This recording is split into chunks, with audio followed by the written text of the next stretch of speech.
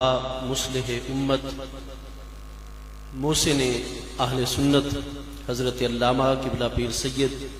محمد حسین الدین شاہ صاحب دامت برکاتکم العالیہ علینا وعلی جمیع المؤمنین، میں فقیر طالب العلم محمد شوکت علی سیالوی خادم خطبہ جمعۃ المبارک آستان عالیہ سیال شریف اپنے مرشد کریم حضور پیر طریقت راہبر شریعت ضیاء چشت حضرت علامہ خواجہ حافظ محمد ضیاء الحق صاحب سیالوی غریب نواز زیب سجادہ عالیہ آستان عالیہ سیال شریف کی جانب سے بطور نمائندہ آپ کی خدمت میں حاضر ہوں۔ جتنے بھی اس وقت اس عظیم الشان ختم نبوت کانفرنس کے منتظمین ہیں،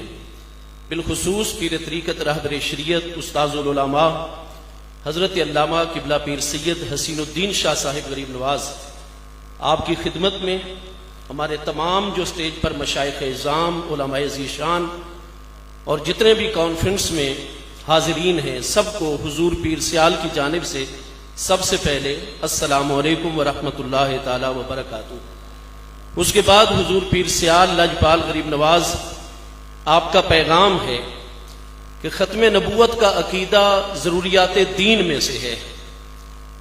ختم نبوت کے عقیدہ کو قرآن مجید فرقان حمید میں اللہ پاک نے 100 مقامات پر نازل فرمایا ہے، اور 23 سال سے کم کے عرصے میں محبوب کریم علیہ السلام نے کم از کم بھی 200 مرتبہ اپنی امت کو عقیدہ ختم نبوت کی طرف متوجہ فرمایا ہے۔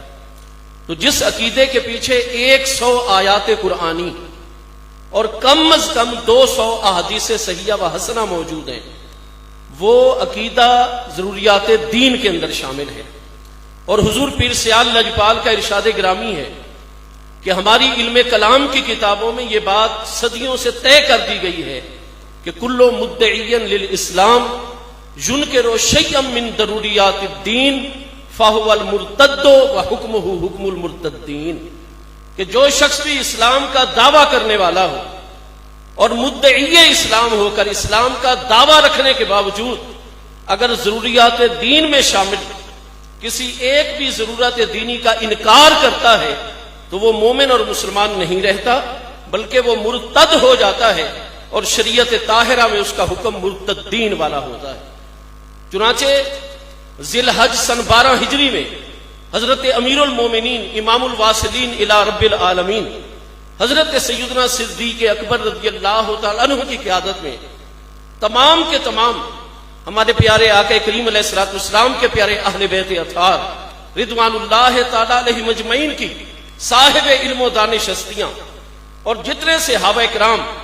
مہاجرین و انصار رضوان اللہ تعالیٰ علیہ مجمعین کی اصحاب علم و دانش ہستیاں ہیں،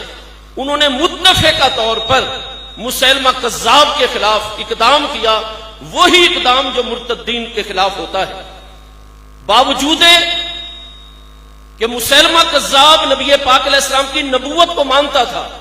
قرآن کو مانتا تھا، نماز پڑھتا تھا، مساجد پورے یمامہ کے علاقے میں اس نے بنو حنیف میں تعمیر کروائی ہوئی تھی، ہر معاملہ مسلمانوں والا تھا، لیکن ایک خرابی تھی کہ مصطفیٰ کریم علیہ السلام کی ختم نبوت پر ایمان نہیں رکھتا تھا، اور وہ کہتا تھا کہ لقد اشرکنی اللہ فی نبوت محمد علیہ السلام فہو نبی المدائن وانا نبی القرى۔ تو صرف ایک عقیدہ ختم نبوت کے انکار پر وہ مرتد قرار پایا، اور اس پر اجماع ہے تمام کے تمام پیارے اہل بیت اطہار اور پیارے صحابہ کرام کا۔ لہذا قادیانی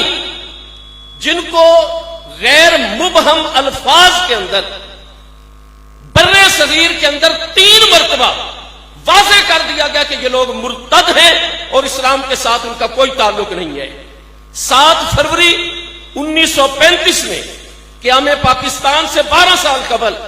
مرکزی عدالت بہاولپور نے مکمل ان کو موقع عطا کیا، اور اس کے بعد متفقہ فیصلہ جس میں ایک مسلمان جج ہیں جسٹس اکبر علی صاحب جن کا تعلق بھیرا شریف کے ساتھ تھا، ایک ہندو جج اور ایک انگریز جج، انہوں نے واضح کیا کہ ہم نے مسلمان علماء اور قادیانیوں کے وکلاء اور نمائندگان میں ایک بات طے کروائی تھی، ضابطہ طے کروایا تھا کہ مومن اور مسلمان ہوتا کون ہے۔ تو متفق ہم اس نتیجے پر پہنچے کہ مومن وہی ہوتا ہے جس کا ضروریات دین پر ایمان ہو، اور تمام بحث سے ثابت ہو چکا ہے کہ قادیانیوں کا ضروریات دین پر ایمان نہیں ہے، لہذا یہ مرتد ہے۔ اس کے بعد جون سے لے کر 7 ستمبر 1974 میں ہماری قومی اسمبلی نے متفقہ طور پر ان کو مرتد قرار دیا۔ پھر 1988 کے اندر ہماری سپریم کورٹ آف پاکستان میں حضور پیر سیال لاجپال غریب نواز کا پیغام ہے سید حسین الدین شاہ صاحب کی ذات بابرکات کے لیے کہ حضور آپ نے وقت کی ضرورت کا عظیم احساس کروایا ہے، آپ ہمارے قائد ہیں۔ آستانہ عالیہ سیال شریف کے ساتھ تعلق رکھنے والے جتنے بھی ہمارے 250 سے زیادہ پاکستان میں مراکز روحانی و علمی اور دینی ہیں، جتنے علماء ہیں، اور مشرق سے مغرب تک اور شمال سے جنوب پر ہوئے زمین تک جتنے بھی چشتی سیالوی پیر بھائی ہیں، مسئلہ ختم نبوت کی خدمت اور حفاظت کے لیے حضور آپ کی مکمل خدمت میں ہم حاضر ہیں اور آپ پر مکمل ہر طرح اعتماد کا اظہار کرتے ہیں۔ آج کی اس عظیم الشان کانفرنس میں ہمارے اکابرین جو لائحہ عمل طے کریں گے، آستانہ عالیہ سیال شریف، حضور پیر سیال لاجپال اور آپ کے جتنے مریدین ہیں، چاہے وہ جان کی قربانی ہو ہم دریغ نہیں کریں گے، وہ مال کی قربانی ہو، جس طرح کی قربانی ہو، آستانہ عالیہ سیال شریف سید حسین الدین شاہ صاحب غریب نواز کے ساتھ ہے، اور مصطفیٰ علیہ السلام کی عزت و ناموس اور شان ختم نبوت کی حفاظت کے لیے ہم وقت بطور سپاہی اور خادم تیار ہے، اور ہر قربانی کے لیے تیار ہے۔ جو حکم ہوگا اس پر عمل کیا جائے گا انشاءاللہ۔ السلام